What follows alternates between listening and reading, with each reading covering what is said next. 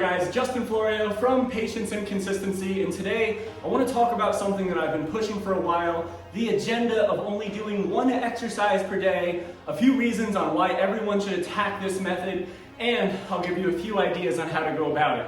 Now, most people don't have enough time in the day to be able to go to a gym and follow a long program that you would get online. So, what I've seen over the past, I've been working with individuals for the last 10 years, and I've noticed that if it's simple, it'll become effective, and it's the easiest way to start to build a habit. Now, even if you've been exercising for a really long time, I think that this could be one of the best approaches for you because you probably haven't done a proper deload set, and for you to take a step back, just do one movement, focus on that, and do the movement with intent, you're most likely going to take that proper deload week, you'll get past those plateaus. So that's number one. When it comes to one exercise, it's the safest ways to go about exercising because you're only doing one movement. And think about it. Now, if you have maybe a shoulder issue, you're able to distinguish, oh, okay, it's from the overhead presses that I'm doing. Maybe I should do landmine overhead. Maybe I should be doing dumbbell flies. Maybe my shoulders aren't strong enough to press overhead. Maybe my mobility isn't there. So you're able to take a look back and say, okay, this is probably the movement that's not good. But if you're doing a long program with 5, 6 different exercises, it's hard to distinguish, and then maybe you do one the next week, but your shoulder's still, and it's hard to figure out why that's not working. Number two, it is going to create consistency. Hence the name of my business. It is all about creating a consistent routine and a way to go about exercise so that it's sustainable.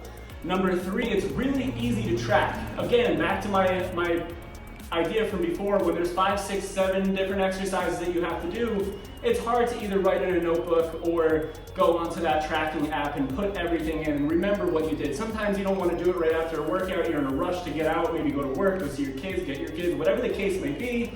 So with just one exercise, it's really easy for you to just go onto my app and type in the numbers that you're doing.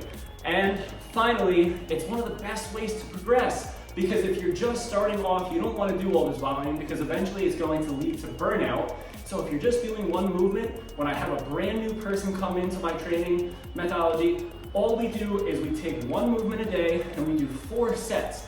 And everyone always says to me, that's not enough. It is enough because you're trying to build foundational strength. Now, if you don't have 4 or 5 days to work out, what I would have you do is you would do 2 to 3 different days and 2 different movements on that day. So that this way you're utilizing the whole body. We would separate it from an upper and a lower.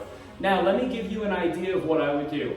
Maybe you're a new client and you come to me and you say, Justin, I want to get into this strength training phase that you're talking about and that the agenda that you've been pushing. How can I go about this? I have 4 days to exercise. Awesome, 4 days is all that you need. Ready? Monday, you're going to do some kind of push for the lower body. If you feel comfortable, you're gonna put a barbell on your back. If you've never squatted with some kind of axial load, I'm just going to have you do a few body weight sets of squats and you're downstairs. That's it, 4 sets, maybe 8 to 10, 10 to 12, depending on what your goals are. Tuesday comes around, now your lower body's a little bit fatigued, so we're gonna focus on the upper body and we're gonna press for the upper body. Ideally, I would try to have you get some kind of a barbell, maybe a Smith machine, barbell bench press, same thing, 4 sets. If you don't feel comfortable doing that, you go onto your counter and you do 4 sets of counter or wall push-ups.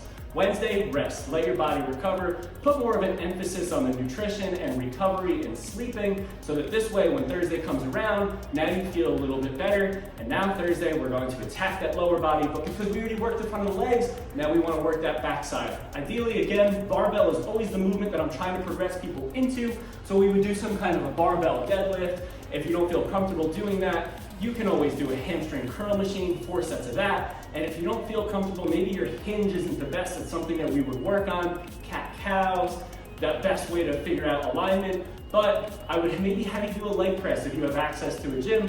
And then again, Friday, we're gonna go into upper body or we're gonna do a pulling.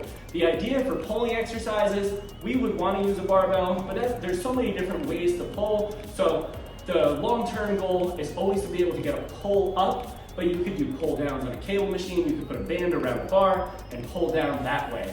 okay? And you do 4 sets, and then the next week, you already know what you're going to do. You have the routine, but maybe you do 5 sets. And that's how it's easily progressible, because now you know what you did. And maybe you try to add a little bit of weight and stay with the 4 sets, or you increase your set range. Guys, I really hope this video helps. I'm gonna keep pushing this down because I think it's one of the best ways to go about strength training. And if you like this video, please leave a comment, like it, because it goes a long way. It helps me build my clientele. Have a great day, and I will see you guys next time.